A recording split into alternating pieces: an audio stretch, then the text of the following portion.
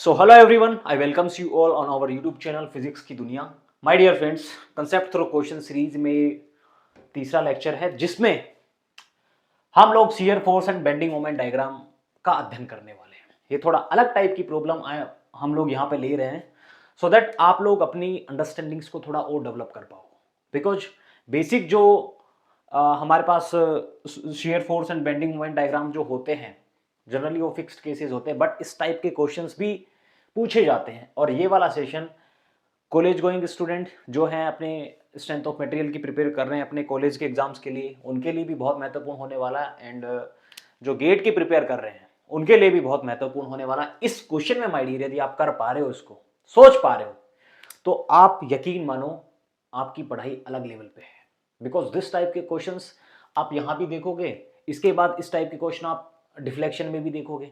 जब आप यहाँ पे कुछ नहीं कर पाओगे तो डिफ्लेक्शन में कुछ नहीं कर पाओगे, क्योंकि यहीं से तो चीजें इंटरलिंक है। Shear force bending moment diagram आप देखते होंगे जब कहीं आप पढ़ने जाते हो ना कोचिंग वगैरह में, आपको सबसे पहले यही पढ़ाया जाता है, शुरुआत ही यहीं से होती है माय डियर।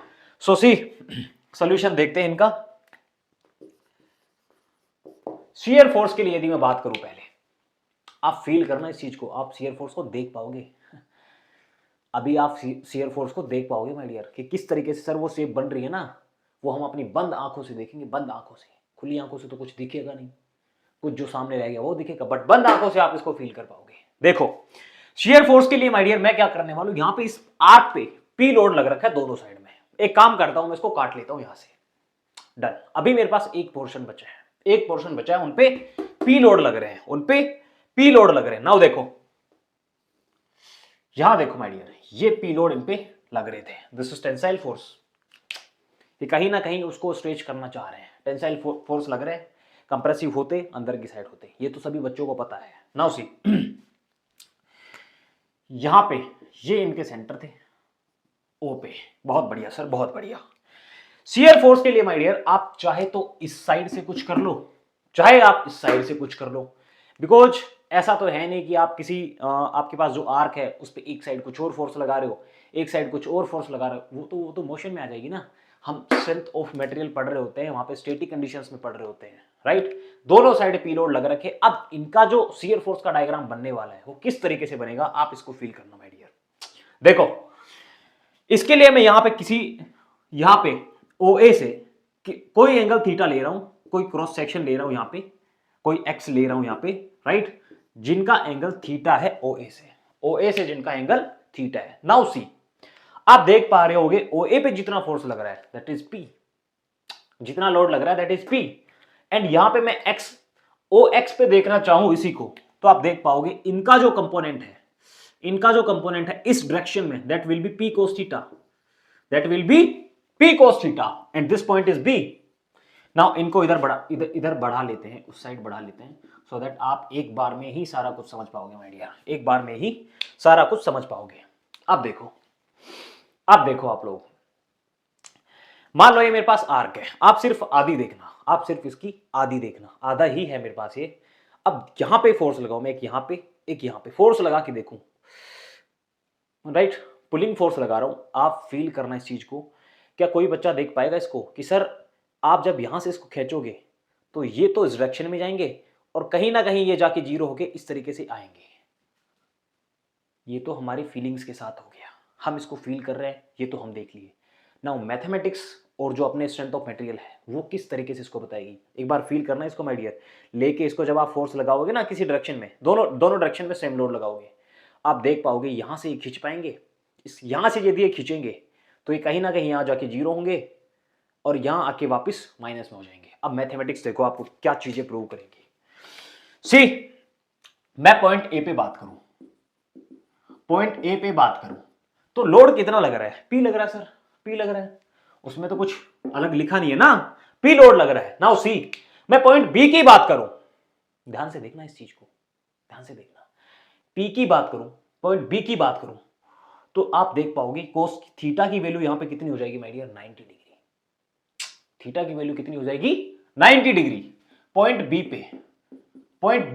पे जो वैल्यू है लोड की that is zero, that is zero. Beautiful. Now see point C पे माय डियर, पॉइंट सी पे कितनी वैल्यू हो जाएगी, एंगल की वैल्यू देखो आप, that this will be 180 degree, angle की वैल्यू 180 डिग्री। और ये वाला हो गए कितने, पी कोस 180 डिग्री कंपोनेंट तो इसी तरीके से लेते हैं ना, पी कोस 180 डिग्री, और कोस 180 डिग्री की वैल्यू होती है my dear -1।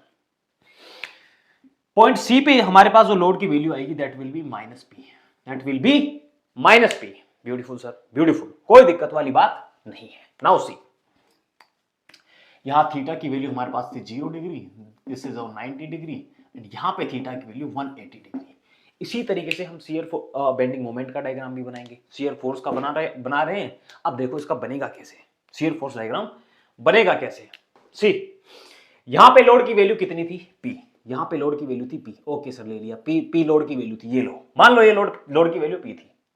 Now point B पे यदि मैं मूव करूंगा, थीटा की वैल्यू 0 थी, यहां पे पॉइंट बी पे जो लोड थे वो 0 थे, इसका मतलब कहीं ना कहीं ये आर्क इस तरीके से आएगी और यहां 0 हो जाएंगे और यहां पे 0 हो जाएंगे। अब शियर फोर्स डायग्राम तो बनेगा तो इसी तरीके का ना, बनेगा तो इसी तरीके का, इसी तरीके का। नाउ सी, पॉइंट सी पे हम मूव करते हैं माय डियर, और यहां पे इनकी वैल्यू हमें मिलेगी -p। अब -p की बात है तो -p की बात है तो p तो हमारे ये थे, p तो हमारे ये थे, -p कहीं ना कहीं यहां पे होंगे, और यहां से इनकी वैल्यू माय डियर -p तक जब लेके जाएंगे हम लोग इनको, so this will be like this, ये हमारे हैं माइनस, इसका मतलब ये कंप्रेसिव लोड है और ये टेंसाइल फोर्स है। बड़ा सिंपल सा था, इसमें कुछ करने वाली बात थी नहीं। आप किसी डायरेक्शन से ले लो, आप इनको, आप इस डायरेक्शन से लेते तो यहां पे टेंसाइल बन के आता, यहां पे नेगेटिव हो जाता, उसमें कोई फर्क नहीं पड़ने वाला। शियर फोर्स आपका बिल्कुल सही है, आपका शियर फोर्स डायग्राम बिल्कुल सही है। बट सी, एक छोटा सा मेथड था यार, कुछ करना ही नहीं पड़ा। ऐसे ही क्वेश्चन आप डिफ्लेक्शन में भी देखोगे, डिफ्लेक्शन में भी ऐसे ही क्वेश्चन आते हैं, स्ट्रेन एनर्जी मेथड लगा के आप वहां पे सोल्व करते हो, बहुत अच्छे क्वेश्चन बनते हैं इसी टाइप के। नाउ सी, बेंडिंग मोमेंट के लिए, for bending moment diagram, bending moment diagram के लिए देखो मीडिया, ये देखो यहां पे हमारे जो ये आर्क थी ABC, this was our arc ABC, this is our O, this is our O। now see, bending moment होता क्या है, load into perpendicular distance. Bending moment तो ये होता है ना, लोड जितना लग रहा है इनटू परपेंडिकुलर डिस्टेंस। अब मैं मान लो यहाँ पे जो सेक्शन लिया था मैंने, उसकी मैं डिस्टेंस बोलूं यहां से, परपेंडिकुलर डिस्टेंस, मैं मान रहा हूं उसको ये y है, मैं मान रहा हूं इसको ये y है। जो थ्योरेटिकल पेपर्स लिख रहे हैं उनके लिए लिखना बेहद जरूरी है कि सर हमने ये वाली डिस्टेंस y मानी है, राइट, परपेंडिकुलर जो डिस्टेंस है वो हमने y मानी है। अब मैं बेंडिंग मोमेंट के लिए देखो, बेंडिंग मोमेंट के लिए माय डियर, बेंडिंग मोमेंट के लिए देखो, बेंडिंग मोमेंट एट एट ए कितना होने वाला है, बेंडिंग मोमेंट एट ए पे देखो आप कितना होने वाला है, y की डिस्टेंस है 0। सर 0 है तो हम p तो लिख देंगे, but p dot y value 0 है, इसका मतलब 0। अब देखो बेंडिंग मोमेंट की value at point b, at point b, यहां देखो my dear, p into y, p into, अरे यार बेंडिंग मोमेंट देखो p इंटू वाई होगा ना, p इंटू वाई होगा ना। अब p तो हमारे पास p है और y की वैल्यू क्या है, r, इस पॉइंट पे देखो y की वैल्यू r है, इसका मतलब ये हो गए p इंटू r, ये हो गए p into r। Beautiful sir, beautiful, beautiful. Now सी, यदि आप पहले यहां से थीटा एंगल ले लेते हैं, यहां से आप पहले थीटा एंगल ले लेते हैं, थीटा एंगल ले लेते हैं और उसके इसको लिखते हैं कि सर ये वाला कंपोनेंट हो गया p cos theta, this is p sin theta.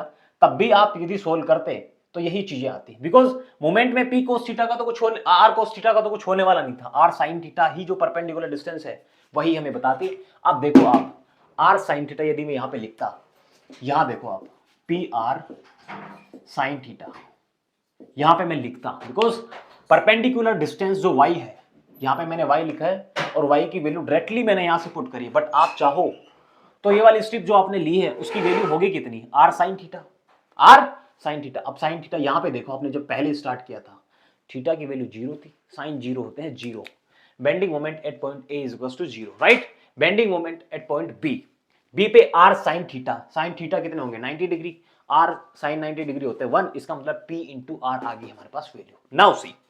Now see my dear, at point C पे वैल्यू कितनी होगी, एट पॉइंट सी पे वैल्यू कितनी होगी, देखो P into R, P into R, अब वही या तो आप कंपोनेंट ले लो या P तो यहां पे है और R की वैल्यू माय डियर, R की वैल्यू ये वाली वैल्यू, सॉरी Y की वैल्यू ये वाली वैल्यू 0 है सर, ये वाली वैल्यू 0 है। R साइन 180 डिग्री लो आप, साइन 180 डिग्री लोगे 0 आएगा, इसका मतलब ये वाली वैल्यू होगी हमारे पास 0। नाउ सी बेंडिंग मोमेंट का डायग्राम बनेगा किस तरीके से, यहां पे हमारी वैल्यू थी 0, यहां पे हमारी वैल्यू थी 0, अब देखो मैक्सिमम, आप देखो इसमें maximum value, this is our maximum value of bending moment, maximum value of bending moment. देखो इस तरीके से कर्व आपके पास आएगा माय डियर, इस तरीके से, यहां पे मैक्सिमम वैल्यू पी आर आ गई और यहां पे आके वो वापस, यहां पे आके वापस वो आपकी 0 हो रही थी, यहां पे आके आपके पास वापस वो